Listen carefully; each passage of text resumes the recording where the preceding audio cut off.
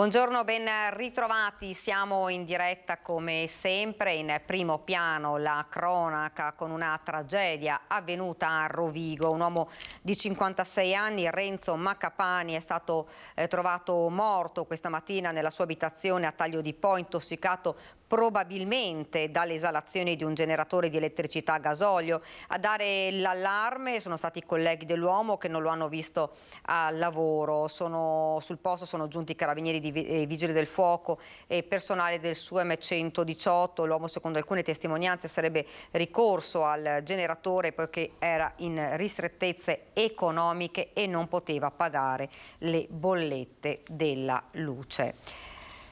Ed ancora cronaca, questa volta dal Veronese, con un'operazione della Guardia di Finanza. I finanzieri del Comando Provinciale di Verona hanno eseguito numerose perquisizioni e sequestri nelle province di Verona, Alessandria, Mantova, Vicenza e Roma, sequestrando beni riconducibili a 8 indagati per associazione a delinquere finalizzata all'indebita percezione di erogazioni a danno dello Stato, truffa, autoriciclaggio, impiego di denaro, beni o utilità di provenienza illecita legati ad una truffa sui bonus edilizi, ristrutturazione e facciate. Sono coinvolte 2 società con sede a Verona e San Giovanni Lupatoto. L'indagine è stata condotta in collaborazione con l'Agenzia delle Entrate Nord-Est.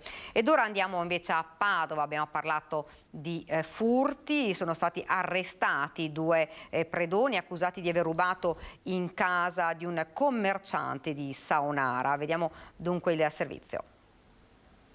Sono accusati di aver razziato la casa di un commerciante di Saonara. I 2 ladri arrestati dalla squadra mobile di Padova. Si tratta di 2 trasfertisti originali di Pistoia e Montecatini Terme, hanno 26 e 32 anni. Lo scorso 27 settembre sono entrati nell'abitazione di un commerciante derubandolo di un orologio Rolex, di gioielli e di 40.000 euro, un bottino del valore di 66.000 euro. Ad incastrare i 2 topi di appartamento le immagini di videosorveglianza registrate dalle telecamere del salotto di casa, che hanno ripreso uno dei 2 ladri mentre compiva la razzia. Il complice invece lo attendeva all'esterno a bordo di una Mini Cooper, ripresa invece dalle telecamere esterne delle altre abitazioni in orari compatibili a quelli del furto. L'auto risultava intestata ad un uomo di Montecatini, conoscente del 26enne, ripreso a rubare nell'abitazione. Il complice invece è stato identificato grazie ai tabulati telefonici e la macchina ripresa dalla telecamera era intestata al padre. Il 32enne è risultato sottoposto alla misura dell'affidamento in prova al servizio sociale, accompagnato sul luogo del furto il suo complice, rimanendo collegato con il cellulare. Le indagini proseguono per verificare se i 2 sono responsabili di furti in appartamento avvenuti verso fine settembre tra Padova e Venezia. Ed ora una notizia che arriva da Treviso. Sono molto gravi le condizioni di un 22enne rimasto coinvolto in un grave incidente stradale avvenuto poco dopo le 20 di ieri sera in via degli Alpini a Moriago della Battaglia. L'auto guidata dal giovane, un Alfa Romeo Mito, è finita contro un platano a causa di una sbandata improvvisa. Le cause sono al vaglio delle forze dell'ordine intervenuti sul luogo dello schianto, i vigili del fuoco arrivati da Montebelluna che hanno messo in sicurezza il veicolo ed estratto il conducente, che è stato preso in cura dal personale del SUEM 118, stabilizzato, intubato, è stato poi trasportato all'ospedale di Treviso. I rilievi sono stati svolti dalla Polizia Stradale di Treviso, che ha deviato il traffico ed eseguito appunto i rilievi di legge. Invece a Padova, con una aggressione in stazione, un 15enne ha denunciato di essere stato picchiato da 2 stranieri che volevano i soldi. Un ragazzo di 15 anni è stato aggredito in zona stazione. La mamma del minorenne si è presentata in questura a Padova ieri per denunciare l'aggressione subita dal figlio sabato sera. La donna ha raccontato ai poliziotti che il figlio è stato avvicinato da 2 ragazzi di origine straniera conosciuti di vista. I 2, dopo avergli chiesto i soldi, lo avrebbero minacciato e colpito con calci e schiaffi. Il 15enne aveva accompagnato in stazione un amico che doveva prendere il treno. Dopo aver mangiato in un fast food stavano attraversando il piazzale della stazione. Mentre l'amico faceva il biglietto, il 15enne è stato avvicinato dai 2 stranieri che conosceva di vista. I 2 gli hanno chiesto i soldi, ma al rifiuto del ragazzo lo hanno malmenato. Il 15enne, dopo aver chiamato la mamma, è andato in pronto soccorso per i forti dolori e da qui poi ha fatto denuncia. La polizia sta indagando per identificare i 2 aggressori. Sprofonda il terreno e si apre una voragine in un parcheggio. Intervengono i vigili del fuoco. Siamo nel Vicentino. Una voragine, 2 metri di smottamento, le cui cause sono ancora da determinare. Una parte del cortile di un condominio che dà sull'argine del retrone in via Fusinato è sprofondata ieri in tardo pomeriggio, abbassandosi, secondo le stime dei vigili del fuoco, in alcuni punti fino a 2 metri rispetto al piano di calpestio. Il collasso avrebbe interessato una lunghezza di 20 metri e una larghezza di oltre 2 metri. I vigili del fuoco, accorsi con il personale di prima partenza insieme al funzionario di guardia, hanno operato sul posto fino a tarda sera nel sopralluogo per capire le cause e i provvedimenti di sicurezza da intraprendere. Una volta accertato che non erano state coinvolte persone o automobili, l'area è stata transennata. Ed ora andiamo invece a Mestre, dove la vedo già collegata con noi la nostra Anna Maria Parisi. C'è una visita al cantiere del nuovo laboratorio analisi all'ospedale All'Angelo. Anna Maria, buongiorno. Sì, buongiorno a tutti i nostri telespettatori, buongiorno a te Daniela, e ci vedi infatti collegati in diretta dall'ospedale dell'Angelo di Mestre, ancora con giacconi, sciarponi, perché siamo appena saliti dal piano interrato, dal -2, dove c'è un grandissimo cantiere, il cantiere che riprodurrà su larga scala questo laboratorio analisi dove vediamo ci sono adesso i tecnici, i biologi, i medici e gli operatori al lavoro. Sono qui in compagnia del direttore generale della ULSS 3 Serenissima, il dottor Edgardo Contato. Buongiorno. Buongiorno a tutti, buongiorno. Direttore generale della ULSS 3 Serenissima. Dunque siamo saliti anche per far vedere da casa che cosa sarà questo nuovo laboratorio sulla base di questo. Sì. Un progetto che riguarderà chiavi in mano con strutture, attrezzistica di ultima generazione, quasi 9 milioni di euro e che verrà ultimato a maggio 2023. Direi la prima fase viene ultimata a maggio del 2023. Tutto il progetto che implica praticamente il rifacimento di tutta la filiera di analisi chimico-cliniche, microbiologiche e di biologia molecolare si concluderà entro la fine del 2023. Il primo step, che riguarda la microbiologia e la biologia molecolare, appunto sarà terminato a maggio del prossimo anno. Ecco, adesso vediamo anche dietro alle nostre spalle questo attrezzo che sta lavorando alacremente con la ricerca Qui siamo nella parte di chimica clinica e siamo in un laboratorio automatizzato. È chiaro che nella struttura nuova l'automatizzazione sarà ulteriormente spinta proprio per far fronte anche a quelle carenze che oggi abbiamo, soprattutto di personale tecnico, e con l'impiego di macchine noi potremo ottimizzare la risposta, migliorare la qualità degli esami e anche far fronte a una carenza oggettiva di personale. Ecco, in tal senso poi arriviamo sulla carenza di personale, direttore. Per quanto attiene al nuovo laboratorio analisi, in tal senso Mestre sarà il riferimento di tutto il territorio del veneziano e vedrà anche, come dire, una novità a livello anche nazionale. Di cosa stiamo parlando? No, noi durante la pandemia siamo stati riferimento in particolare per la biologia molecolare e questo servizio sarà rafforzato per tutta la provincia ed eventuali altri ambiti territoriali che lo richiedano. Il laboratorio che nasce qui all'Angelo darà una risposta a tutto il territorio dell'azienda e quindi ci sarà una forte integrazione con le altre strutture ospedaliere che vedranno garantite in loco le attività necessarie e fondamentali per garantire sicurezza durante il ricovero, ma tutti gli esami per esterni convergeranno sulla struttura qui di Mestre che darà delle risposte con alta automatizzazione ma anche con altissima qualità dovuta appunto all'impatto delle nuove tecnologie. Ecco, tutto questo comunque ha anche dei costi che verranno sostenuti, considerato anche il periodo che stiamo vivendo, con i rincari di cui è cosa nota, sempre con il project financing, direttore. Questo progetto appunto nasce all'interno del project financing di Mestre, e appunto questo intervento è previsto per l'ottimizzazione dei costi di questo strumento gestionale che è stato impostato sull'ospedale di Mestre, e appunto noi stiamo assieme all'ente gestore ottimizzando anche con questi interventi. Ultima domanda, direttore Contato. Noi siamo ancora vestiti con le cappotte sciarpa perché giù almeno 2 era effettivamente freddo al cantiere.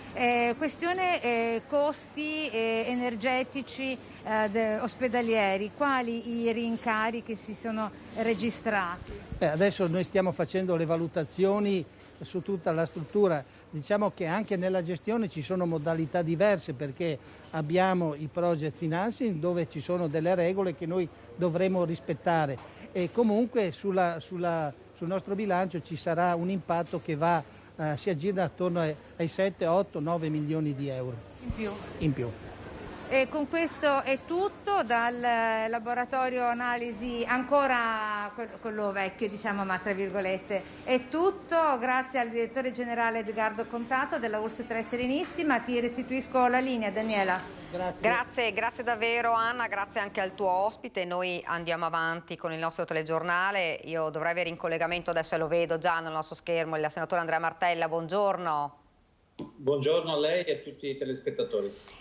Senatore, partirei con una notizia che leggo qui insieme a lei all'ANSA. Sindacati a sanità briciole, pronto lo stato di agitazione. Alla sanità del 2023 vengono destinate certo più risorse, ma per bollette, vaccini e farmaci anti-Covid, non per servizi e personale. Anche le promesse indennità di pronto soccorso viene rinviata al 2024, niente per il contratto di lavoro 2019-2021 che prevede incrementi pari ad 1/3 del tasso inflattivo attuale.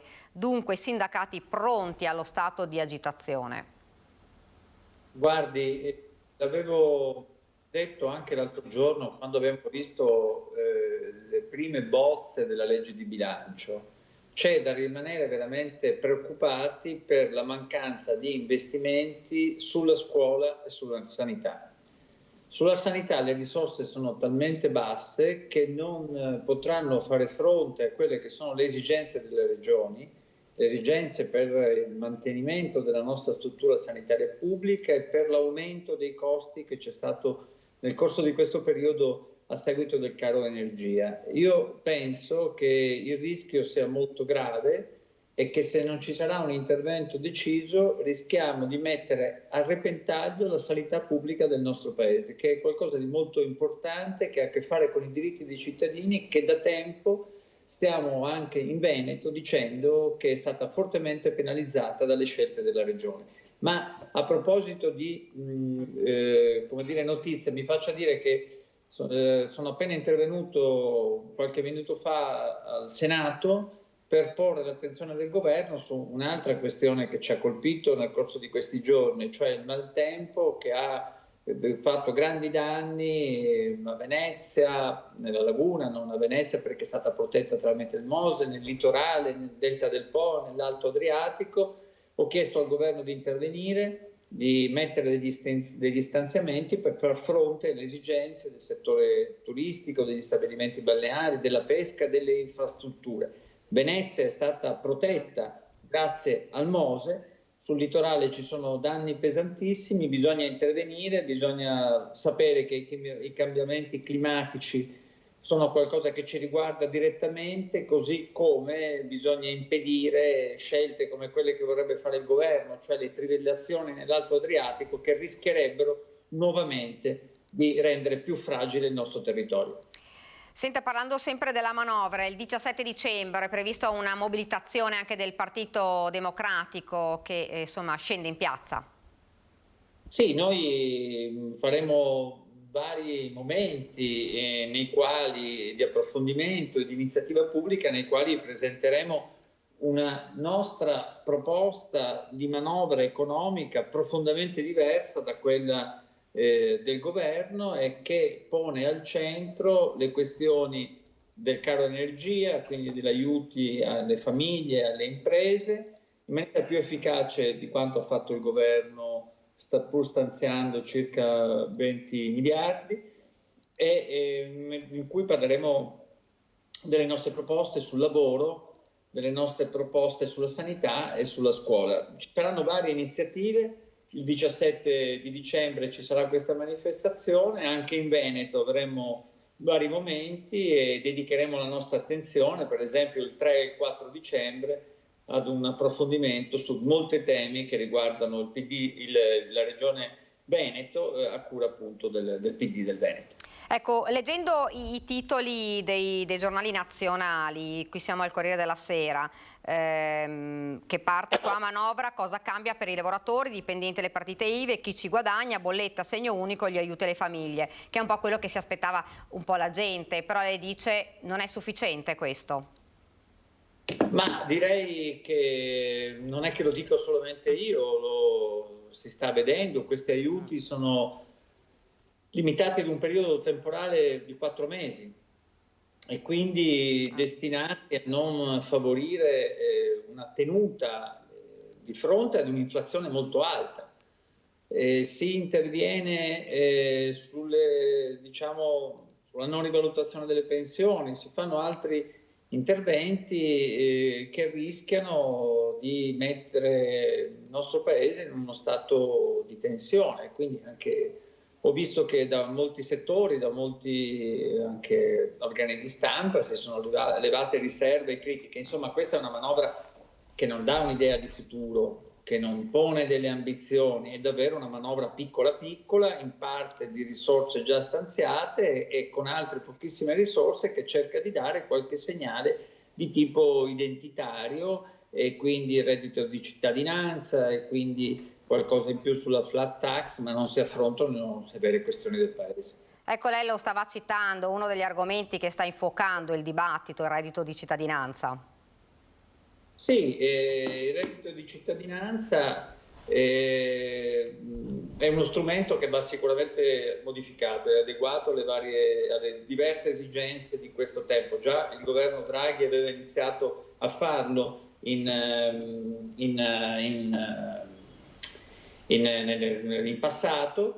Bisognerebbe continuare a renderlo più efficace e fare in modo che possa aiutare chi è veramente povero e che possa aiutare chi poi può rientrare nel mondo del lavoro. Mi pare che le scelte che vuole fare il governo sono, come sempre, di carattere ideologico, ma più che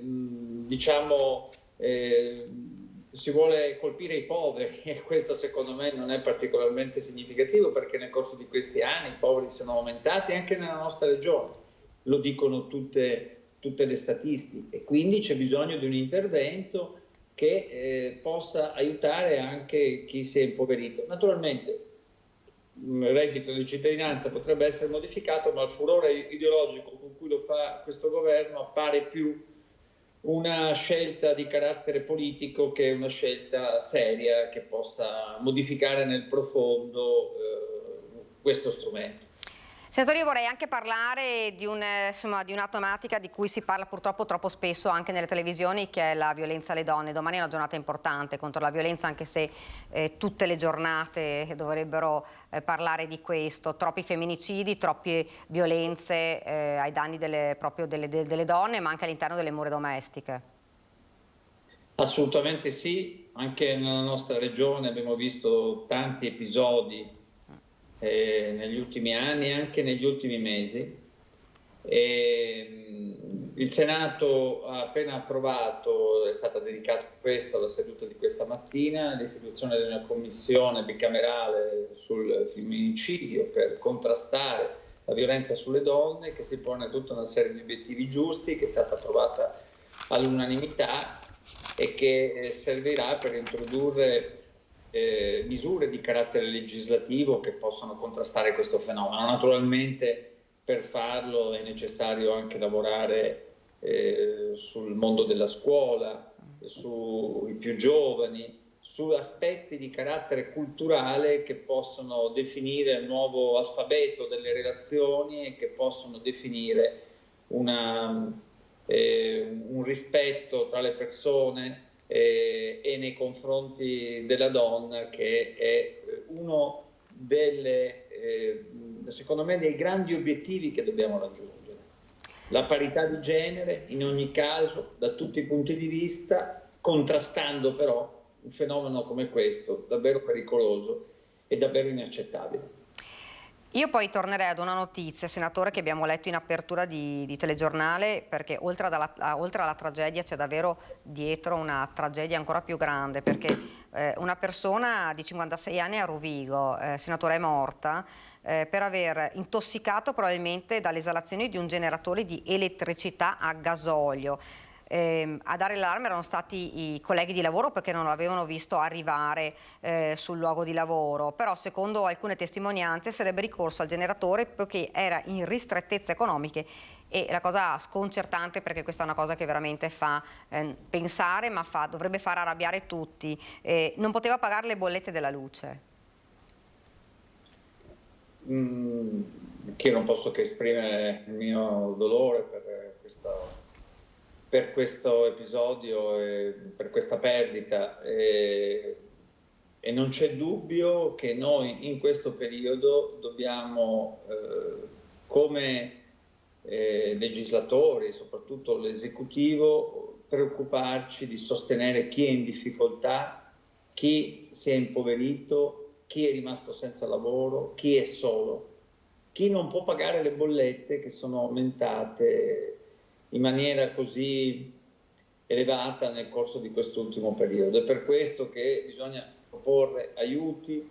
Noi avevamo proposto, bollette a tariffe sociali, rimborsi alle persone, e naturalmente per fare questo c'è bisogno di interventi di carattere sociale che possono prevenire certe situazioni, e anche questo è più difficile per il fatto che, come abbiamo detto all'inizio, le risorse per la sanità e per il sociale diminuiscono, quando noi invece avremo bisogno di aumentare i servizi sociali, di aumentare l'integrazione sociale e sanitaria per affrontare per tempo anche situazioni di questo genere. Quindi dobbiamo stare veramente attenti che questo non crei una nuova tensione sociale nel nostro paese dopo tutti questi episodi. Bisogna lavorare perché questo non avvenga.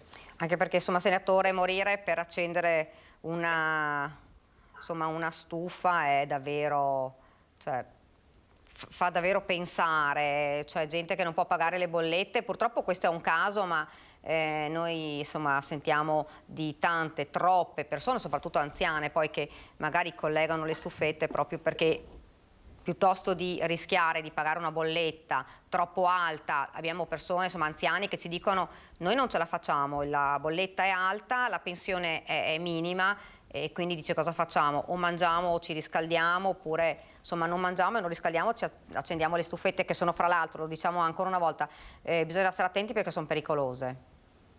Sono d'accordo con lei e con l'analisi che ha fatto. Non posso che sottoscriverla. Non dobbiamo fare in modo che i nostri concittadini, persone più fragili, più anziani, si trovino nella scelta dolorosa di poter mangiare o curarsi, di poter accendere una fonte di riscaldamento, oppure aiutare dei figli che magari non abitano in quella casa. Ecco, noi dobbiamo fare in modo che nel nostro paese ci sia un welfare di prossimità e solidale, cioè un tema di sicurezza sociale che sia per tutti e che garantisca soprattutto chi è più fragile e più povero. E ho l'impressione che le scelte che si fanno sulla sanità, sulla scuola, sul sociale, rischino di andare nella direzione di privilegiare chi ha di più, e cioè chi si può permettere di avere determinati servizi, e questo non va bene, perché tutti devono essere posti nelle condizioni di poter avere dei servizi universali di protezione e di aiuto. Senatore, la ringrazio davvero. Io ringrazio voi e buon lavoro. Grazie, buon lavoro anche a lei. Noi andiamo avanti invece con questa edizione e torniamo alla cronaca dal Vicentino, esattamente da Schio, perché nascondeva in casa diverse munizioni, arrestato un quarantenne per detenzione illecita di armi. 3 armi da sparo e un bastone animato è quello che ha sequestrato la squadra mobile di Schio nell'abitazione di un quarantenne straniero durante un controllo finalizzato al contrasto del traffico illecito di armi. Alla scoperta delle munizioni da parte delle forze dell'ordine, l'uomo non è stato in grado di giustificarne il possesso. Il quarantenne è stato arrestato in flagranza di reato per detenzione abusiva di armi e munizioni da sparo. Il giudice ha convalidato l'arresto dopo il rito di direttissima. Ed ora ci fermiamo, qualche istante di pubblicità, poi torniamo di nuovo in studio.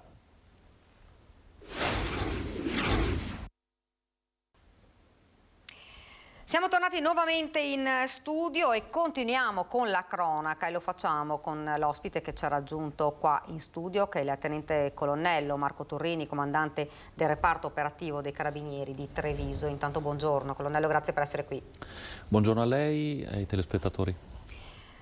Continuiamo a parlare di cronaca perché prima di tutto c'è una notizia che è arrivata oggi, proprio fresca in redazione, ed è l'arresto di un ladro che si stava introducendo nella casa di una signora anziana a Castelfranco, grazie all'aiuto di questa anziana che ha sentito dei rumori ed ha immediatamente allertato il 112. Il ladro è stato arrestato. Comandante.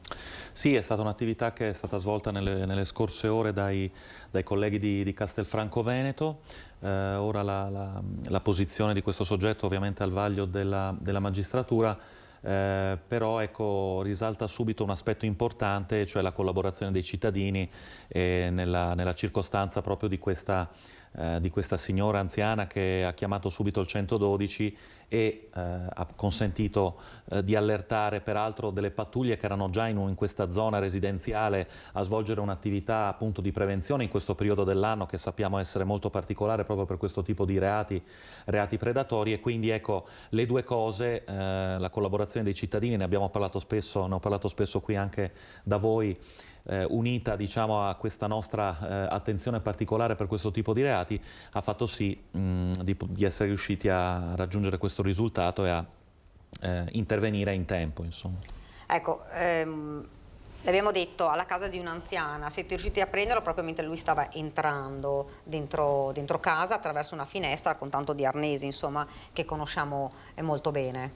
Sì, la richiesta di allarme della vittima è stata immediata e altrettanto tempestivo è stato l'intervento dei carabinieri. Pare che appunto il soggetto avesse tentato poi in qualche misura di sottrarsi accucciandosi, in parte celandosi. Eravamo nelle ore serali, quindi approfittando anche del buio, però ecco i carabinieri intervenuti con molta professionalità sono intervenuti e sono riusciti a bloccarlo. Aveva con sé i classici attrezzi che purtroppo vengono utilizzati in questi casi, quindi il cacciavite piuttosto che la leva e immancabile anche un paio di guanti, evidentemente per evitare di lasciare impronte. Ecco, fortunatamente lo diciamo, l'anziana insomma sta bene, perché ed è fortuna insomma che lei veramente avesse sentito questi rumori, perché poi entrando magari sarebbe potuto capitare qualcosa. L'abbiamo visto più volte, ne abbiamo parlato purtroppo più volte nei nostri telegiornali e continuiamo a parlare però di anziani, perché ci sono tante truffe e la maggior parte di queste truffe sono ai danni proprio delle fasce più deboli e le più fragili, che sono gli anziani. Io farei vedere intanto un servizio, perché proprio di questa mattina gli anziani che sono nel mirino di truffe particolari, che sono dette truffe amorose online, e sono stati smascherati 2 nigeriani. Lo vediamo, poi magari lo commentiamo con il colonnello e parliamo proprio in generale proprio di queste truffe e di quello che accade agli anziani. Era convinta che a chattare con lei al di là del computer ci fosse un 45enne medico statunitense dell'aeronautica. Anche una 70enne padovana è finita nella rete di un truffatore che raggirava anziane signore illudendole di avere con loro una relazione sentimentale a distanza per poi spillare denaro. In realtà al di là del computer c'erano 2 quarantenni nigeriani accusati ora di truffa e riciclaggio.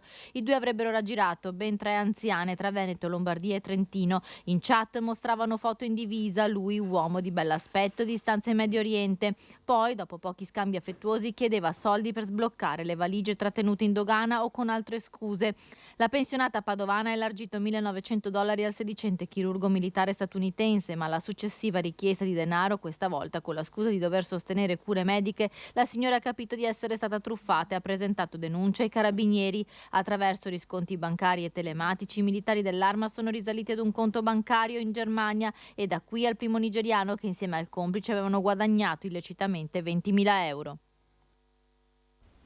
Colonnello, partiamo proprio da questo, insomma truffe di tutti i generi, di tutte le sorte, purtroppo nel mirino, l'abbiamo detto, sempre gli anziani.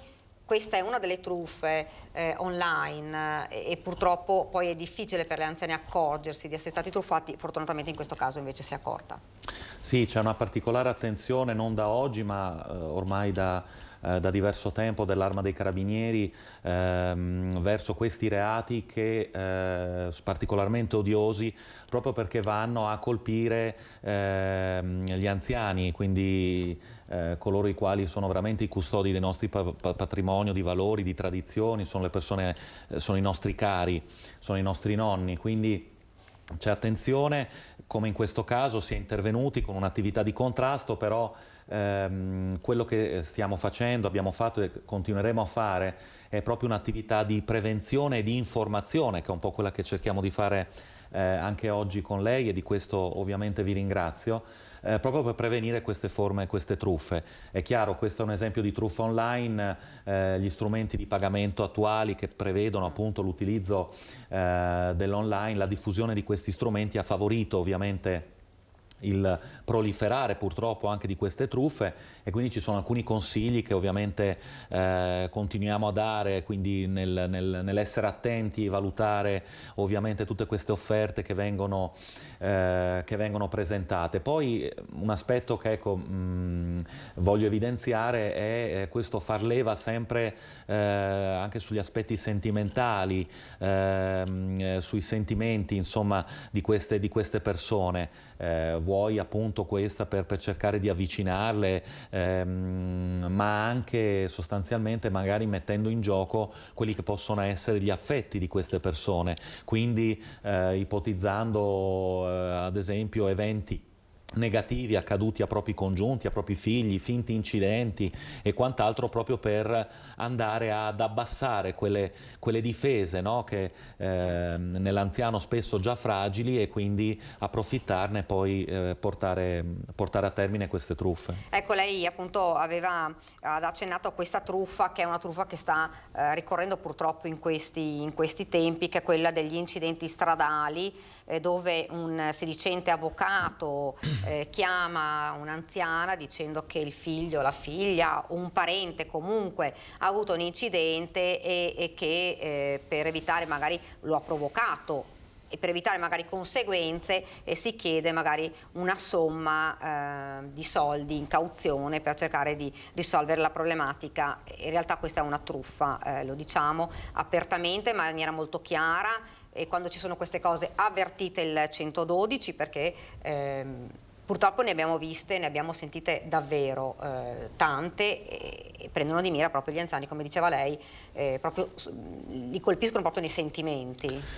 Sì, sono forme particolarmente organizzate, perché per porre in essere truffe di questo tipo, ecco, non basta la singola telefonata, ma poi occorre che ovviamente ci siano anche i complici di questo, che ecco, chiamiamolo così, il telefonista che fa parte di questi sodalizi criminosi, e quindi di persone che poi si recano appunto a casa dell'anziano per ricevere e per riscuotere, diciamo così, questa cauzione. E chiaramente fanno leva sul fatto, sulla preoccupazione, sull'ansia generata magari dall'anziano che sa di una figlia o di un figlio magari che vive da sola e che quindi sa che non ha magari la possibilità di vedere spesso appunto il proprio congiunto, e apprendendo notizie di questo tipo, ecco, scatta la preoccupazione, l'abbassamento delle difese e magari appunto il credere che si tratti veramente di un incidente. Quindi in questi casi veramente occorre così fare subito le verifiche del caso, e quindi il 112 da questo punto di vista, il nostro numero di emergenza può essere veramente un'ancora di salvezza e comunque un assoluto strumento, un operatore, il nostro operatore di centrale operativa, che può fornire tutte le indicazioni, tutte le indicazioni utili. E il consiglio primario è quello appunto di evitare di far entrare nelle nostre abitazioni, nelle nostre case, soggetti a qualunque titolo, perché nessuno è autorizzato a farlo, e quando lo facciamo noi, carabinieri, forze di polizia, lo facciamo sempre in forza di un provvedimento e comunque insomma facendoci riconoscere. Ecco, e noi rimaniamo a Padova, se la regia riesce a mandare in onda l'altro servizio, sempre truffe agli anziani, perché poi vedremo anche, insomma, ce ne sono diverse di truffe, anche quelle magari di persone che entrano poi in casa con divise, insomma, o divise o tutte, insomma, per spacciandosi come tecnici di qualsiasi Enel piuttosto che del gas, per guardare i contatori, poi in realtà sono truffe anche queste. Guardiamo il servizio e poi ne parliamo. Si sono finti i tecnici dell'acqua, si sono fatti aprire la porta di casa con la scusa di dover verificare delle problematiche sulla rete idrica, poi hanno spruzzato una sostanza urticante in aria chiedendo all'anziano proprietario di tirare fuori i gioielli e di uscire all'esterno dell'abitazione vista la situazione di pericolo. 2 tentate truffe ai danni di anziani si sono verificate a Padova. In entrambi i casi i 2 anziani residenti nei quartieri di Brusegana e Sacra Famiglia hanno intuito il raggiro mettendo in fuga i finti tecnici e allertando subito la polizia. Dopo questi 2 episodi, la questura di Padova lancia un appello a tutte le persone che vivono sole: non aprite mai la porta a sconosciuti, neanche qualora sembri che indossino una divisa. Il consiglio per gli anziani che ricevono richieste di denaro da fantomatici avvocati o appartenenti alle forze dell'ordine è quello di diffidare sempre e chiamare immediatamente il 113 o un familiare. 113 o 112, ovviamente le forze dell'ordine pronte ad intervenire, ma soprattutto a dare delle spiegazioni, soprattutto ad aiutare e insomma dare informazioni importanti prima di essere truffati. Ecco, questo era un altro esempio: vanno a casa, suonano, dicono di essere tecnici, magari anche con dei tesserini che però sono falsi. Sì, diciamo che ricorrono a metodi assolutamente i più variegati, tenendo conto purtroppo anche di quella che è la stretta attualità. Quindi in un momento come quello attuale, dove sostanzialmente argomenti come appunto le spese relative al riscaldamento piuttosto che all'utilizzo delle utenze, insomma sono argomenti di stretta attualità, no? Per i costi connessi ai costi, è chiaro che si possono presentare appunto presso l'abitazione dei nostri anziani questi soggetti senza scrupoli, o facendo finta appunto di dover riparare, no, degli inconvenienti proprio di natura idraulica, magari di natura tecnica, facendo temere ovviamente eventuali costi superiori, e quindi l'anziano ovviamente tende ad aprire, oppure appunto così simulandosi dei procacciatori d'affari.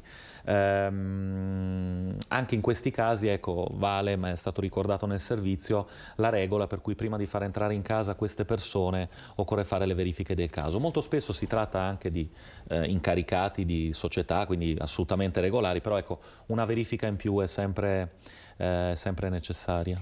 Ecco, fra l'altro, insomma, dobbiamo dirlo, l'abbiamo visto anche in diverse occasioni, e poi queste truffe magari nelle abitazioni, poi rischiano di dare una svolta più grave, perché l'anziano magari si accorge, tenta di cacciarli di casa e insomma è il rischio che poi questa persona senza scrupoli possa fare del male alla persona anziana, e quindi poi da una truffa si passa invece ad un'aggressione insomma, o comunque al ferimento di un anziano, di una persona fragile, quindi l'attenzione deve essere davvero alta. Assolutamente sì, ci sono stati dei casi purtroppo anche in questa provincia, alcuni dei quali scoperti, identificati gli autori, dove a fronte di un iniziale tentativo di truffa piuttosto che di furto con destrezza, poi c'è stata la reazione dell'anziano, oppure diciamo così, c'è stato un atto violento proprio da parte di questi soggetti che, pur di impossessarsi del denaro, dei monili di quest'anziano, oppure di strappare quello che aveva addosso, non hanno esitato a scaraventare per terra l'anziano, con conseguenze anche gravissime. Quindi non dobbiamo pensare che per il sol fatto che appunto si tratta di soggetti magari in maniera così apparente, vestiti bene, perché ovviamente quello è, no, il modo iniziale per certo, creare un contatto, poi non siamo di fronte a individui poi pronti a tutto. Quindi ovviamente la regola principale è non reagire, e poi anche, una volta che è accaduto il fatto, ecco, superare subito quel senso innegabile che ci può essere di non dico di vergogna, ma ovviamente di disagio psicologico, di scoramento, chiamare subito i carabinieri, chiamare subito le forze dell'ordine, farsi coraggio e denunciare, segnalare subito quello che è successo. Ecco, fra le truffe, che non è in realtà forse una truffa, ma è quella della tecnica dell'abbraccio, e anche in questo caso purtroppo nel mirino di queste donne, di queste malviventi, sono proprio gli anziani, che vengono avvicinati da queste persone che si fingono amiche o chiedono un'informazione, e poi davvero con una destrezza impressionante riescono a sfilare dei gioielli, l'orologio a questi anziani, quindi li derubano, però a volte poi capita che appunto l'anziano reagisca e finisce insomma con un'aggressione, una rapina. Sì, qui è importante dire che molto spesso, dalla nostra esperienza investigativa, c'è un'attività preparatoria da parte di questi malfattori, per cui la vittima viene magari seguita, o comunque diciamo così, questi soggetti frequentano quelle che possono essere luoghi di aggregazione, le chiese, piuttosto che nelle vicinanze di cimiteri o di centri commerciali, dove poter appunto adocchiare quella che è la possibile vittima. Questo lo dico perché è importante anche che ad attivarsi non siano gli anziani in senso stretto, ma anche, chiamiamolo così, gli amici degli anziani, quindi gli amici e i parenti.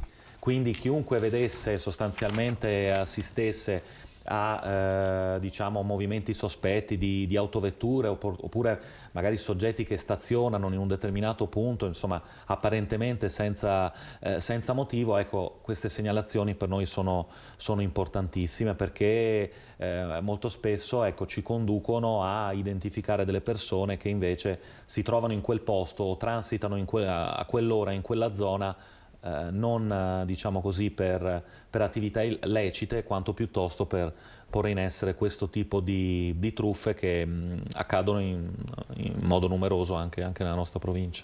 Ecco, fondamentale rimane la prevenzione, il parlare anche. Voi insomma parlate proprio con i cittadini, spiegate, date informazioni, e insomma li mettete anche al corrente e cercate insomma di trovare insomma anche delle soluzioni, perché poi non è semplice, perché questi anziani poi, come diceva anche il colonnello, a volte per la vergogna, a volte insomma per il disagio magari non vi chiamano.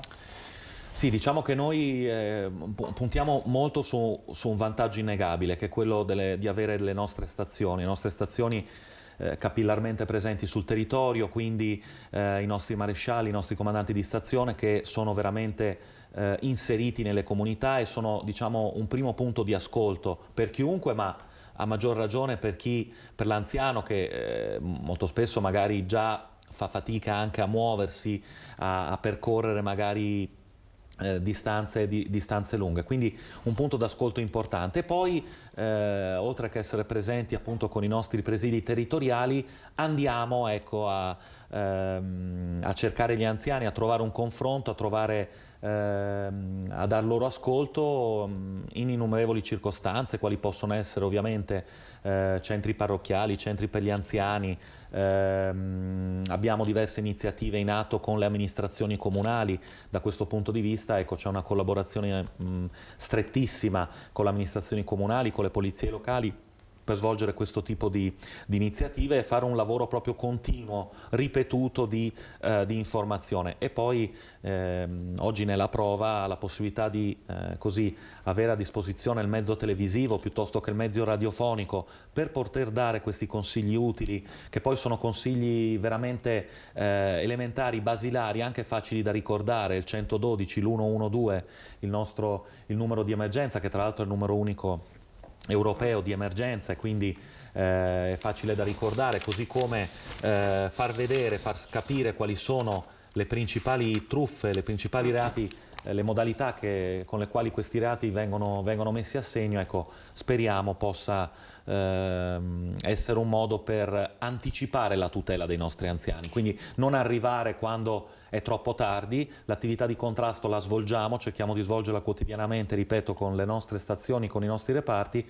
però in questo modo, facendo informazione, ecco, anticipiamo la tutela e quindi cerchiamo di agire a monte prima che questi fatti spiacevoli, gravi possano accadere. E abbiamo visto insomma che i risultati ci sono, perché abbiamo visto anche nel nostro servizio di anziani che si sono accorti che, insomma, che le persone che avevano suonato, avevano bussato alla loro porta erano truffatori, quindi che rischiavano di essere raggirati. Abbiamo visto l'anziana a Castelfranco che al primo rumore ha immediatamente allertato i carabinieri, e quindi questa informazione è importantissima da parte vostra.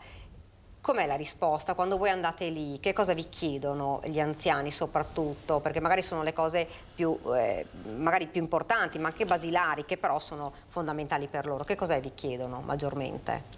Ma è chiaro che il fatto di vederci, il fatto di poter e di vederci anche in un'ottica un po' diversa, no? Quindi non quella, diciamo, dell'operatore di polizia che purtroppo arriva quando il danno è stato fatto, quando dobbiamo raccogliere una denuncia, quando dobbiamo appunto intervenire dopo, ma ci vede in un'altra veste, appunto, ci vede in una veste di persone che sono loro vicine, che danno loro dei consigli, che dicono loro che noi ci siamo, noi con le altre forze di polizia, con gli altri enti istituzionali, ripeto, anche con i comuni. Cioè il fatto di sapere di essere, diciamo, al centro e comunque immersi in una rete di enti ed istituzioni che sono lì per tutelarli, per ascoltarli, per dare loro attenzione. Io penso che al di là della prevenzione sia un fatto anche così di conforto, e anche molto spesso, tante volte, insomma, consente anche di superare, no, quei momenti di solitudine che ci possono essere per svariati motivi, un momento magari di precaria salute piuttosto che avere dei parenti lontani. Ecco, magari passare una mezz'ora, un'ora al pomeriggio parlando con i carabinieri di questi episodi, ma anche così confrontarsi per avere qualche consiglio in generale in tema di sicurezza quotidiana, può essere un momento sicuramente positivo, insomma. Ecco, io farei vedere anche un altro servizio che riguardava due truffe. Una in realtà, insomma, è una truffa un po' particolare che riguarda comunque un uomo che ha truffato alcuni automobilisti. In realtà, più che truffato gli automobilisti, ha truffato il proprietario di una carta che aveva carburante, che aveva rubato, e poi però la truffa invece ai danni di un'anziana. E così capiamo anche che altra truffa adesso stanno pensando queste persone. Vediamo il servizio. Gli automobilisti arrivavano all'area di servizio e, nonostante fosse orario di self-service, trovavano un addetto pronto a servirgli la pompa. Sovrappensiero, forse non percepivano l'anomalia, ma avrebbero dovuto farlo, perché a fare il pieno era un finto dipendente e i soldi in contanti che pagavano finivano nelle sue tasche a scapito dei titolari dell'area. Un 24enne è stato denunciato dai carabinieri di Castelfranco che hanno scoperto il singolare raggiro dopo un controllo. Proprio in quella stazione di servizi, infatti, nel centro città, hanno notato il giovane, già noto ai militari, che sostava senza dare troppo nell'occhio. Durante la perquisizione lo hanno trovato in possesso di una carta carburante sospetta e gli accertamenti hanno permesso di capire che era stata rubata un mese fa dall'auto di un impiegato di Castelfranco che aveva sporto denuncia. Dagli estratti conto nelle settimane successive risultava che la carta era stata prosciugata per vari rifornimenti e guarda caso tutti i rifornimenti erano stati effettuati nella stazione di servizio dove i carabinieri hanno trovato il 24enne, risultato totalmente sconosciuto ai titolari del distributore. In sostanza, dopo aver studiato gli orari nei quali muoversi in assenza di gestori e con una buona dose di faccia tosta, si è finto un dipendente, ha ingannato gli automobilisti in transito, ha usato la carta carburante per fare i rifornimenti e si è fatto pagare in contanti, 300 euro in tutto, prima di venire pizzicato. Per lui è scattata immediata la denuncia. E dopo ne parleremo perché anche un'anziana è stata truffata da due bresciani che si erano fatti accreditare 200 euro da una settantenne per l'acquisto del pellet, mai ovviamente ottenuto dall'anziana. Ne parleremo perché poi questa è un'altra delle truffe che stanno mettendo in atto. Io però mi sposto a Padova perché l'ho vista sullo schermo la nostra Valentina Visentini e torniamo a parlare della polemica sul restauro della famosa statua del Gatta Melata. Salta all'arrivo a Padova del sottosegretario Vittorio Sgarbi, doveva essere in città oggi ma già nei giorni scorsi aveva cancellato la visita ai ponteggi. Valentina, buongiorno. Sì, buongiorno Daniela, lo vedete alle mie spalle, il monumento equestre del Gatta Melata, continua a distanza il botta risposta tra il sottosegretario alla cultura Sgarbi che nelle scorse ore aveva annunciato la volontà di indicare due esperti di restauro dell'Università di Firenze da inviare qui a Padova per monitorare gli studi sul Gatta Melata. C'è la risposta della delegazione pontificia che questa mattina ha detto di annunciare accoglie favorevolmente qualsiasi contributo possa arrivare dal Ministero della Cultura. La tutela del Gatta Melata e di tutto il complesso antoniano è una priorità della delegazione e proprio per questo in accordo con la soprintendenza è in corso il monitoraggio e tutti gli accertamenti. Questa mattina inoltre è stato nominato il comitato scientifico che sorveglierà questi studi, analizzerà poi i risultati che ne deriveranno, sarà presieduto proprio dal sovrintendente di Padova Fabrizio Magani che questa mattina era ad un convegno sul Canova in cui era atteso anche Vittorio Sgarbi che non è proprio arrivato a Padova ma si è collegato in videoconferenza. Ha sentito per noi il sovrintendente Magani, il collega Guido Barbato, sentite le sue dichiarazioni. C'è qualcuno che pensa a uno spostamento. Vittorio Sgarbi ha fatto notare con molta semplicità, diciamo, che prima di prendere decisioni del genere, eventuali decisioni del genere, bisogna capire esattamente come sta l'opera. Attraverso prelievi e quindi analisi chimiche, analisi fisiche della consistenza e della materia della patina. Io mi auguro che sia una patina e che sia una patina buona del bronzo e che cioè non sia, come si dice in gergo, una patina cattiva che tende appunto a compromettere la conservazione del metallo. Si deciderà sulla base dello stato di conservazione reale se effettivamente è sufficiente un lavoro addirittura di manutenzione e di restauro o se dovesse essere radicalmente compromesso il destino di quella scultura che voglio dire è una scultura talmente importante, tra le 10 grandi opere, cioè tra i 10 monumenti nazionali che abbiamo nel nostro paese, quindi è un'opera che va al di là della bellezza, diciamo, ha una valenza storica, dicevo prima, anche di natura quasi antropologica, no? Non solo per la città di Padova. Quando inizierà il suo sopralluogo? Appena il delegato pontificio me lo permetterà, io sarò il primo molto volentieri a salire. È fondamentale salvaguardarlo innanzitutto, poi se i tecnici faranno una valutazione di un certo tipo ne trarremo le conseguenze assieme a Vittorio Sgarbi che è un amico e persona intelligente. Siamo tornati qua in studio, intanto ringraziamo Valentina Visentin per questo collegamento importante e andiamo avanti a parlare delle truffe agli anziani. Ne parlavamo prima, un'altra delle truffe è proprio quella dell'acquisto del pellet. Proprio adesso che è iniziato ad arrivare il freddo, ovviamente la gente inizia a acquistare e un'anziana è finita nella trappola di queste vendite online di pellet. Sì, inevitabilmente è d'attualità perché appunto i costi, il combustibile, i costi del combustibile, quindi la possibilità di avere questi prodotti insomma a costi inferiori è sicuramente attrattiva.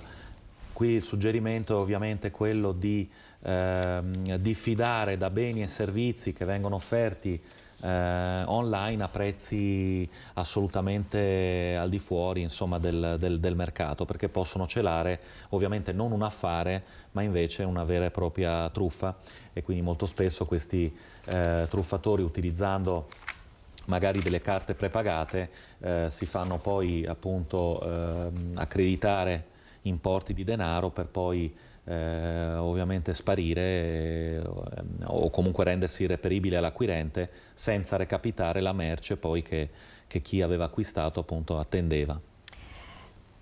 Comandante, prima di salutarla, insomma, possiamo dare di nuovo i consigli, quelli più importanti, le regole base proprio per evitare di finire in queste truffe, per evitare questi raggiri che poi possono, l'abbiamo detto, sfociare poi in furti, in rapine, in cose ben più gravi. Occorre attenzione, occorre evitare, come abbiamo detto, di far accedere alle proprie abitazioni soggetti che non conosciamo e dei quali non abbiamo sulle quali non abbiamo certezze, non abbiamo conoscenze. Per ogni dubbio rivolgersi alle forze di polizia, contattare il 112 sia per segnalare queste situazioni, sia in generale per segnalare situazioni sospette che noi possiamo verificare quotidianamente nelle nostre comunità, girando per strada e incrociando altre persone. Noi siamo a disposizione, ripeto, con i nostri comandi, con le nostre stazioni, ad ascoltare ovviamente tutte le informazioni e ogni informazione, anche la minima, che può sembrare magari un dettaglio, per noi può essere utile per riuscire a perseguire questi reati veramente odiosi, perché, ripeto, colpiscono una parte della nostra società a cui siamo tutti ovviamente particolarmente affezionati, e cioè i nostri nonni, i nostri anziani. Ecco, comandante, fra poco la saluto. Io fra poco manderò in onda un servizio che sono i dati che ha dato la CISL per quanto riguarda i maltrattamenti alle donne. Domani, lo ricordiamo, giornata contro la violenza alle donne. Come ho detto, dovrebbe esserci tutto l'anno. In realtà purtroppo abbiamo visto anche nella nostra provincia, ma non solo, anche in tutto il Veneto, troppi femminicidi, quindi una giornata che dovrebbe insomma servire forse per arginare questo fenomeno. Comandante, le chiedo proprio una... Beh, sarà sicuramente una giornata di riflessione. Le iniziative sono tante anche qui su Treviso, a molte di queste aderiamo anche noi come Arma dei Carabinieri. Posso solo dire che il nostro impegno è 365 giorni all'anno anche verso questo, per contrastare questi reati cosiddetti da codice rosso, e quindi ecco, posso dire che l'impegno dell'Arma, così come delle altre forze di polizia, della magistratura che ha la direzione delle attività investigative è massima. Io la ringrazio davvero, la ringrazio per essere stato con noi, insomma, per queste utilissime informazioni e soprattutto notizie da dare a tutti gli anziani, ma un po' a tutte le persone che poi finiscono in queste trappole. La ringrazio, grazie davvero per essere stata con noi. Grazie a lei, la vostra emittente, e un saluto ai telespettatori. Adesso noi andiamo con il servizio, perché sui maltrattamenti alle donne ci sono stati i dati forniti dalla CISL di Treviso e Belluno, che partono dalle chiamate al 15 e 22, che è il numero antiviolenze. A parità di curriculum vitae e a parità di competenze c'è da scegliere fra una donna e un uomo, chiaramente le aziende scelgono ancora un uomo. Obiettivo parità di genere ancora non raggiunto, almeno sul lavoro. Il tasso di occupazione femminile infatti rimane sempre distante da quello maschile, anche se Treviso conserva un dato prezioso. Sfiorano il 60% le donne lavoratrici, dato più alto rispetto alla media regionale. Se noi abbiamo a Treviso che il 59,9% delle donne sono occupate, vediamo poi che le occupazioni delle donne si collocano nelle fasce del lavoro povero, che non garantisce un reddito sufficiente, e comunque c'è ancora il famoso soffitto di cristallo rispetto alle occupazioni, diciamo, più apicali. Nel Veneto, infatti, nei ruoli dirigenziali l'uomo registra il 75% delle assunzioni. In altre parole, una sola donna su 4 è scelta rispetto a un dirigente uomo. E i dati parlano chiaro anche nel divario della retribuzione lavorativa, ancora ben lontana dalla parità e soprattutto viziata dai contratti part-time, ancora oggi a forte appannaggio femminile. È dovuto assolutamente alla tipologia di lavoro che le donne fanno, in quali settori loro vanno a collocarsi, che sono i settori tradizionalmente femminili ma meno retribuiti. Poi c'è anche un discorso di part-time involontario, nel senso che le donne non lavorano il tempo necessario per avere una retribuzione degna. Un pavimento scivoloso, quello su cui camminano ogni giorno le donne, spesso obbligate a scelte doverose. Non c'è una scelta vera da parte delle donne, perché il reddito basso fa sì che le donne dipendano dal compagno, dal marito. Ecco perché abbiamo ancora purtroppo questa realtà che lo stipendio importante in famiglia lo prende l'uomo il più delle volte, e quindi alla fine che rinuncia, se non c'è conciliazione tra vita e lavoro, che rinuncia è ancora la donna. Ed ora invece parliamo di un altro tema che purtroppo se ne parla, si discute nei nostri telegiornali, che sono un po' le richieste d'aiuto che arrivano dalla gente dopo la pandemia, ma anche delle aggressioni magari all'interno delle mura domestiche, non solo ai danni delle donne, ma proprio dei figli ai danni dei genitori. Lo facciamo con Michele Orlando, lo vedo già sullo schermo, coordinatore della Commissione Tutela dell'Ordine delle Psicologhe e Psicologi del Veneto. Buongiorno. Buongiorno a voi e grazie per l'invito. Partiamo insomma con un dato importante e che fa pensare: l'aumento delle richieste di aiuto che avete avuto subito dopo i 2 anni di pandemia. Sì, c'è stato un aumento esponenziale di quelli che sono stati i servizi di ambito psicologico, poi da colleghe e colleghi nei confronti di persone, di minori, di famiglie. Un aumento che può essere letto veramente alla luce di quello che è stato il cambiamento a livello sociale, che ha portato prima le costrizioni e dopo l'apertura per un ritorno alla vita normale. Ecco, richiesta soprattutto da parte di chi? Giovani o un po' da parte di tutte le fasce d'età? No, in realtà è stata una richiesta abbastanza eterogenea, nel senso che tutte le fasce d'età hanno chiesto un maggior aiuto, hanno cercato maggiormente la figura dello psicologo, anche andando finalmente a superare determinati stereotipi, tabù, o parlarne semplicemente anche con gli amici e le familiari, e questo secondo me denota anche un cambiamento che può essere stato culturale, ma che è stato spinto per la difficoltà che si è vissuta in quel periodo.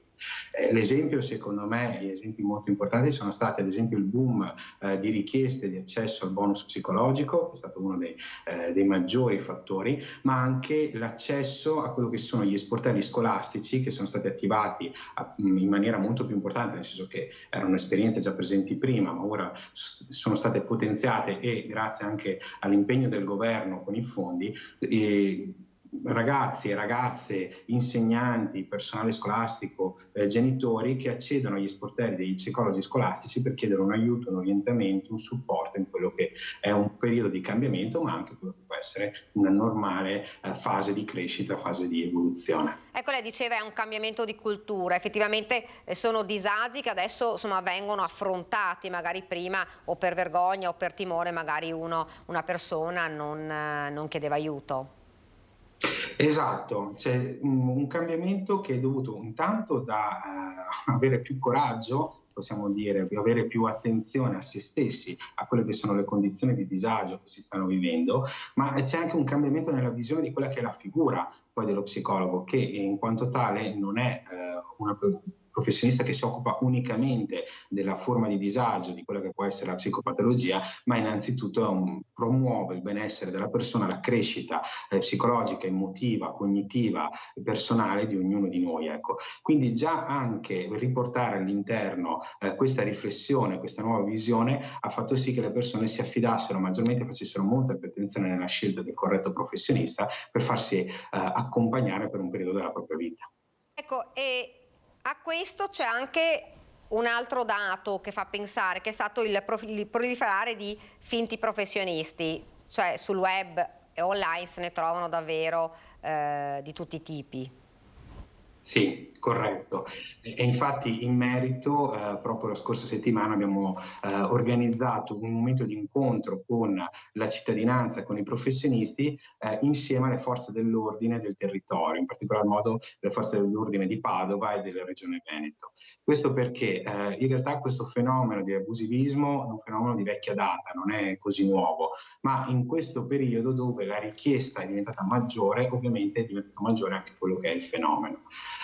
E ha comportato e comporta tuttora anche situazioni complesse con persone che, non conoscendo bene la materia, non conoscendo bene come funzionano questi aspetti, magari a volte si affidano a una presentazione meglio svolta, oppure semplicemente a qualcuno che non utilizza la parola psicologo, perché in quel momento la parola psicologo può fare ancora paura in qualche modo.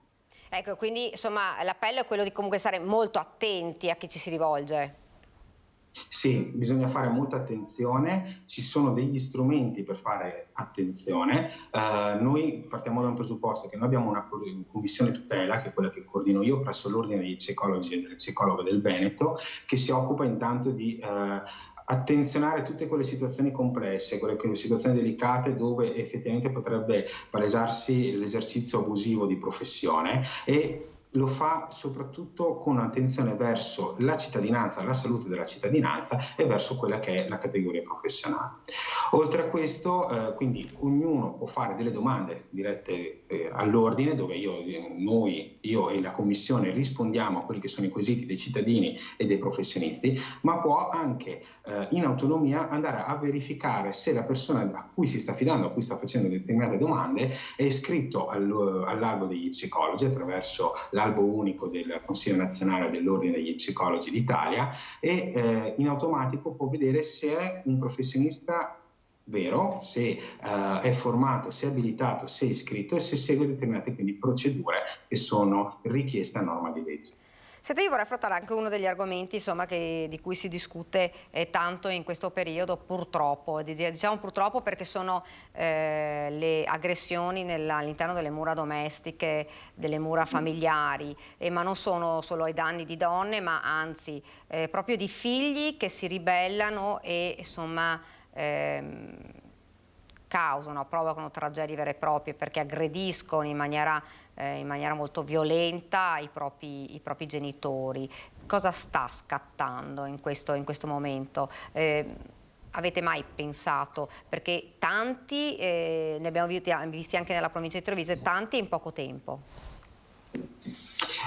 Sì, c'è stato un cambiamento molto importante. Ci sono delle situazioni che ora magari prima erano molto più residuali o comunque meno conosciute, e adesso stanno diventando maggioritarie magari in alcuni ambiti, e soprattutto sono più note perché c'è anche una maggiore denuncia di determinati aspetti.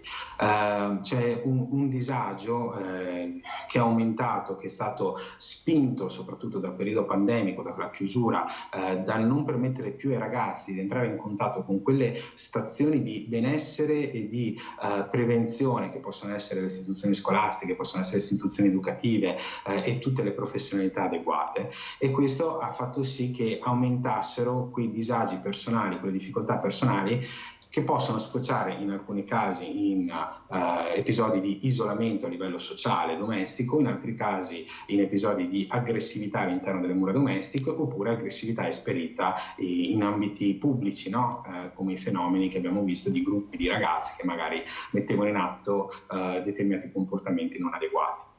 Ecco, in questo caso voi avete anche ricevuto più richieste d'aiuto, soprattutto da parte magari dei familiari, dei giovani che magari hanno dimostrato magari dei disagi? Sì, c'è stato un aumento delle richieste appunto dovute dai genitori in primis, devo dire anche un aumento delle richieste da parte dei ragazzi direttamente, ci sono a volte ragazzi che stanno manifestando una condizione di disagio e che chiedono al genitore stesso di poter accedere al servizio di uno psicologo o di una psicologa. E questo diventa un segnale importante perché molti ragazzi a volte sono anche attenti su quella che è la loro condizione di difficoltà. Laddove questo non avviene, quindi arrivano i genitori direttamente a fare la richiesta, si va anche a volte a scontrare, si va a trovare delle difficoltà perché magari il figlio o la figlia non sono d'accordo sul iniziare un percorso, iniziare un accompagnamento. E da questo punto di vista devo dire che la comunità professionale sta rispondendo molto bene, trovando metodologie innovative per riuscire ad accogliere i giovani e soprattutto per riuscire ad accogliere la richiesta dei genitori. A volte si inizia da quella, a volte si inizia con un accompagnamento puramente genitoriale, a dargli delle nuove chiavi di lettura, delle nuove modalità di accogliere quello che può essere il disagio che stanno portando i propri figli e successivamente si cerca di portare all'interno di quello che può essere il percorso anche gli adolescenti. Non è semplice, serve un percorso strutturato, a volte serve anche l'individuazione di più figure che possano essere messe in campo a seconda della gravità della situazione, ma è importante riuscire a procedere in questa modalità. E come ordine siamo stati anche coinvolti in importanti progetti che si stanno avviando, importanti relazioni che si stanno avviando, da quelle con gli uffici scolastici a quelle con le forze dell'ordine del territorio, a quelle con i servizi sociali della maggior parte delle grandi città veronesi. Io la ringrazio davvero. Ci sarebbe davvero molto ancora da dire su questo fenomeno che sta facendo davvero registrare purtroppo anche delle vittime in questo periodo. Noi la ringraziamo davvero per essere stato con noi. Grazie anche a voi e buona giornata. Grazie, arrivederci. Noi invece ora ci spostiamo per parlare di una questione un po' più lieta, che è il turismo. Lo facciamo con il sindaco di Montegrotto, Riccardo Mortandello. Buongiorno. Buongiorno Daniela, buongiorno a voi tutti, grazie per questo invito. Insomma, parliamo di un aspetto adesso un po' più piacevole, quello del turismo, le ferie, insomma, Ponte dell'Immacolata, si attende davvero il pienone alle terme finalmente? Sì, si attende il pienone come d'abitudine, riscontriamo anche un cambio anomalo delle stagionalità perché abbiamo avuto un novembre dove i nostri alberghi hanno lavorato tantissimo, non solo alberghi, anche bed and breakfast, anche gli agriturismi, anche tutto il sistema dei Colli Euganei, anche grazie alle temperature molto miti. Quindi si prevede un 8 dicembre, un ponte dell'8 dicembre veramente importante e noi ci stiamo già attrezzando anche come città di Montegrotto Terme con la cessione dell'albero per fare in modo che sia una festa dopo tanti mesi di difficoltà. Ecco, ci si aspettava tutto questo turismo, anche perché insomma il Covid non è ancora del tutto passato, però insomma gli spostamenti ci sono, l'arrivo degli stranieri, l'abbiamo detto più volte, c'è, l'arrivo si registra. A livello di stranieri in questo periodo? Ma allora, a livello di criticità è inutile negarlo, il caro energia, l'inflazione che sta galoppando, sono tanti i fattori che danno indicazioni contrarie al movimento delle persone, al turismo. In realtà stiamo assistendo a una grande intenzione di fare anche brevi soggiorni, non semplicemente da turisti che vengono da distante, ma anche dal circondario della regione del Veneto, dell'Emilia, della Lombardia. I turisti rappresentano il 40% e devo dire che altoatesini, austriaci, tedeschi, svizzeri, francesi veramente stanno arrivando numerosi e andare al mercato oggi, giovedì, e sentire parlare più tedesco che italiano è un bel segnale.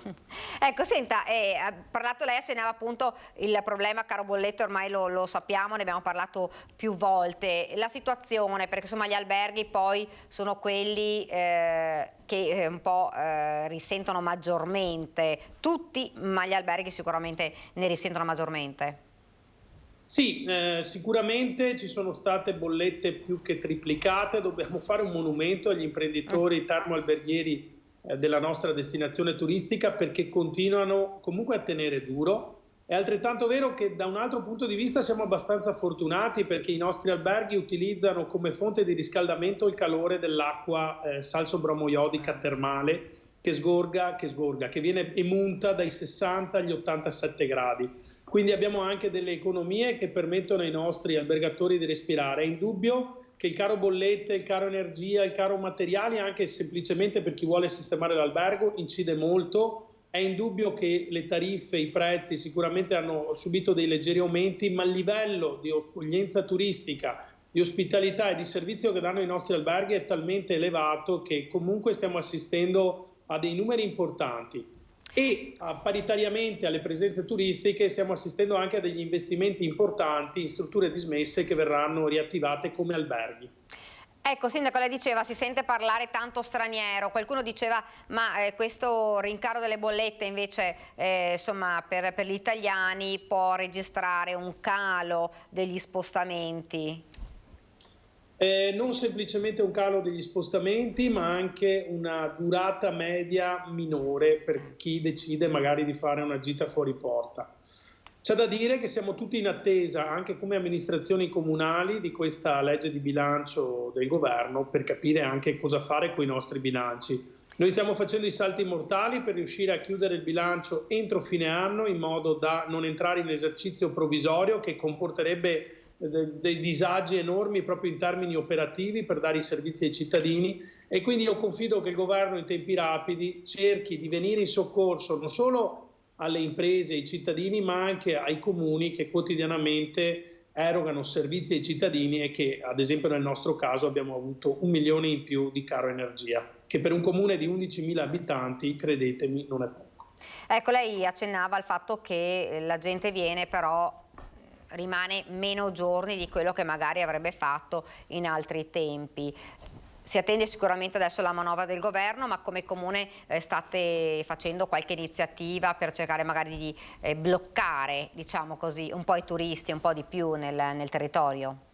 Ma allora noi abbiamo la fortuna che oltre alle terme abbiamo tutto il comprensorio dei Colli Euganei che offre una diversificazione del prodotto turistico che va oltre l'aspetto sanitario termale, che quindi parla di vino, parla di natura, parla di sport, e quindi c'è una diversificazione che ci porta anche a una presenza, a un soggiorno medio abbastanza importante, anche se puntiamo ad allargarlo ancora.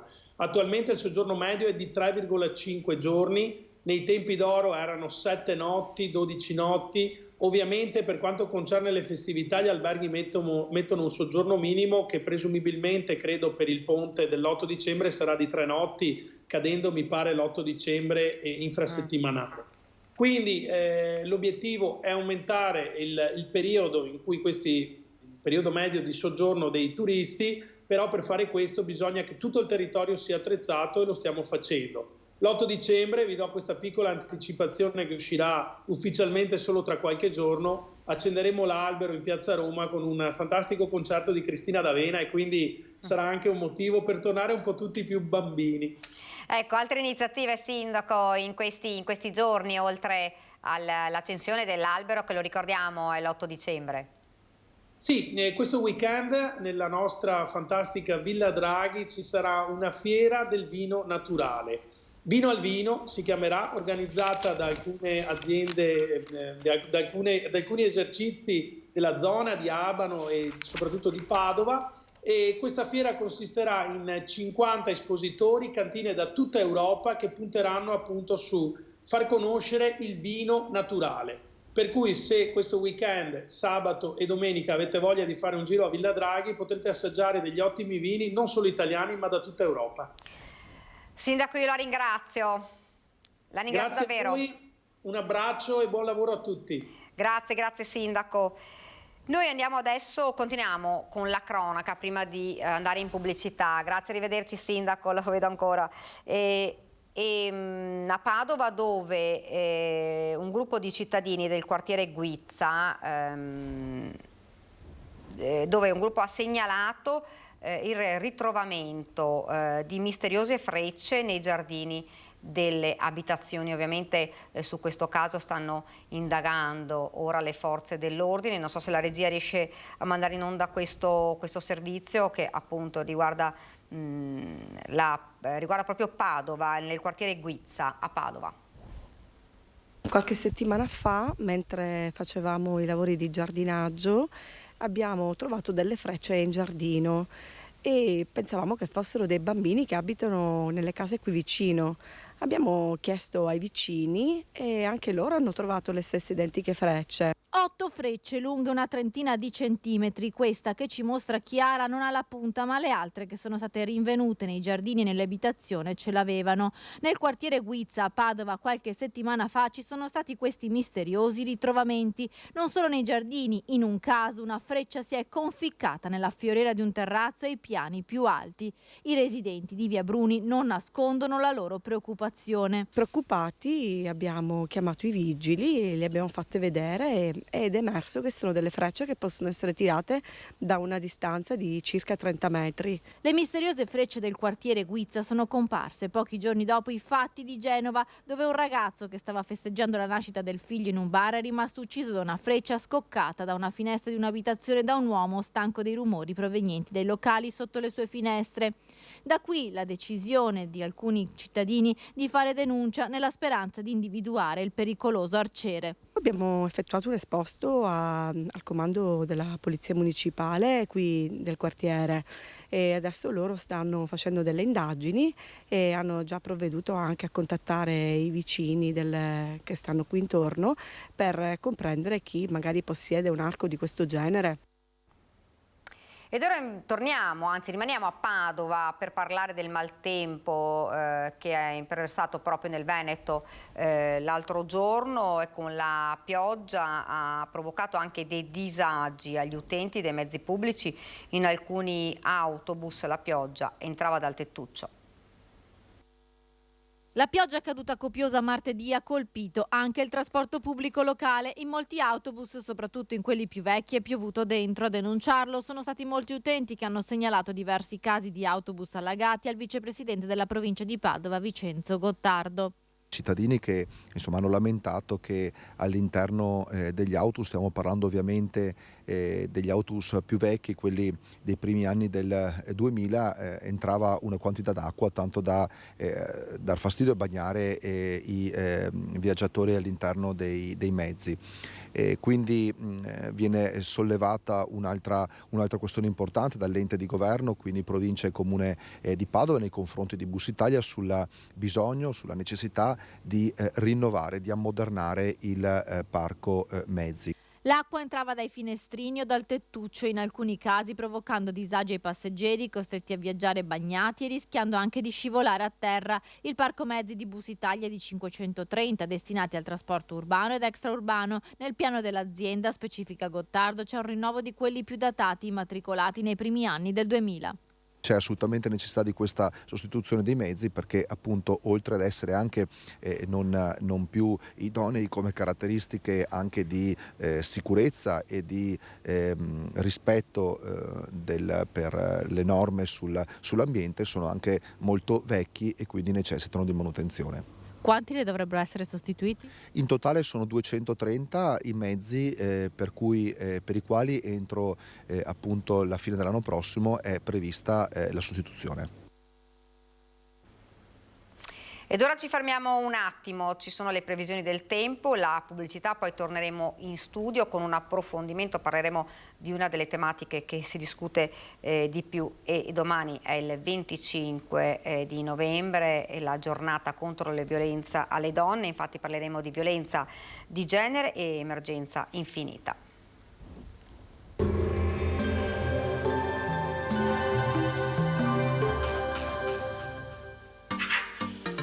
Tremonti, attrezzature e materiale per saldatura professionale a Montebelluna. Bentrovati al meteo. Regime di alta pressione sul nostro territorio, il tempo si manterrà dunque buono. Il dettaglio di giovedì 24 novembre. Sul Veneto iniziamo col dire che non sono previste precipitazioni. Avremo un ampio soleggiamento, il cielo si presenterà sereno o poco nuvoloso.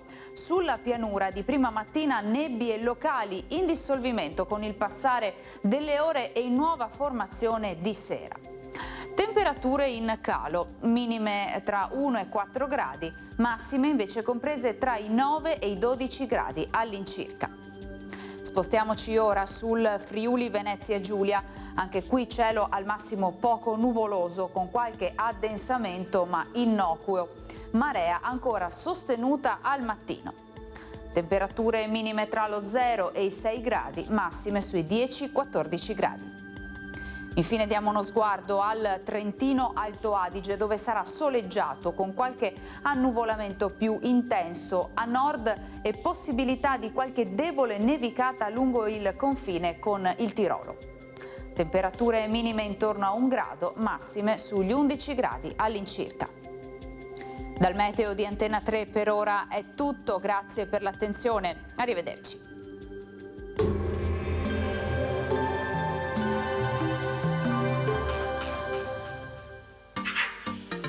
Tremonti, attrezzature e materiale per saldatura professionale a Montebelluna.